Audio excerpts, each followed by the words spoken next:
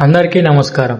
గత శ్లోకంలో శ్రీకృష్ణుడు తాను చెప్పిన కర్మయోగ సూత్రాన్ని శ్రద్ధతో పాటించేవారు ఇలా ముక్తులవుతారో చెప్పారు కదా. అయితే ఈ లోకంలో అందరూ ఒకేలా ఉండరు, కొంతమంది ఉంటారు. ఈ గీతోపదేశాలు నియమాలు నాకొద్దు, నాకు నచ్చినట్లే నేను బతుకుతాను, నా స్వార్థమే నాకు ముఖ్యం అని దేవుడి మాటలను నిర్లక్ష్యం చేస్తారు. మరి అలా ప్రకృతి నియమాలను భగవద్ సిద్ధాంతాలను తిరస్కరించి నడుచుకునే వారి భవిష్యత్తు ఎలా ఉంటుంది? శ్రీకృష్ణ పరమాత్మ ఈ శ్లోకంలో ఒక కఠినమైన సత్యాన్ని చెప్పారు. మనల్ని మనం కాపాడుకోవడానికి ఈ శ్లోకం ఎంత ముఖ్యమో ఈ రోజు తెలుసుకుందాం. ముందుగా శ్లోకం అర్థం ఏంటంటే, ఎవరైతే నాపై లేదా నా బోధనలపై దోష దృష్టి కలిగి ఉండి నేను చెప్పిన ఈ సిద్ధాంతాన్ని అనుసరించరో అలాంటి వారిని సమస్త జ్ఞానము లేని మూర్ఖులుగా, విచక్షణ జ్ఞానం కోల్పోయి సర్వనాశనమైపోయే వారిగా నువ్వు తెలుసుకో. శ్రీకృష్ణుడు ఇక్కడ ధిక్కార భావం ఉన్న వారి మానసిక పతనాన్ని 3 పదాలతో వివరించారు. మొదటిది, వీరు ఉన్నతమైన విషయాలలో కూడా తప్పులు వెతుకుతారు.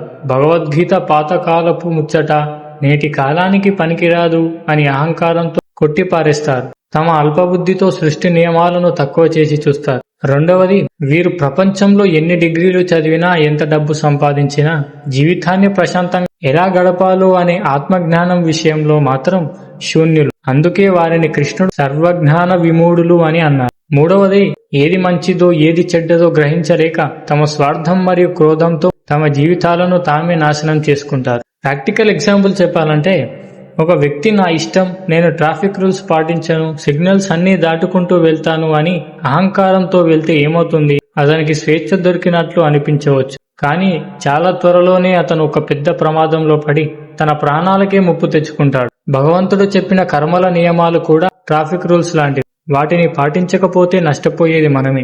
మిత్రులారా, ఈ శ్లోకం మనల్ని భయపెట్టడానికి కాదు, మనకు ఒక హెచ్చరిక లాంటిది. నాకు అంతా తెలుసు, నేనెవరి మాట వినను అనే ఈగో మనల్ని నాశనం చేస్తుంది. జీవితంలో విజయం సాధించాలంటే భగవద్గీత వంటి ఉన్నతమైన గ్రంథాలలోని లైఫ్ లెసన్స్ ను గౌరవించడం, అలాగే వాటిని ఆచరించడం నేర్చుకోవాలి.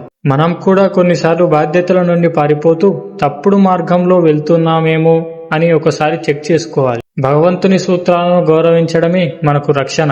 వాటిని ధిక్కరిస్తే పతనం తప్పదు. మరి ఒక వ్యక్తికి ఏది మంచిదో తెలిసినప్పటికీ అతను ఎందుకు ప్రకృతి గుణాల మాయలో పడి తప్పులు చేస్తూ ఉంటాడు? అసలు మనసుని కంట్రోల్ చేయడం అంత కష్టమా?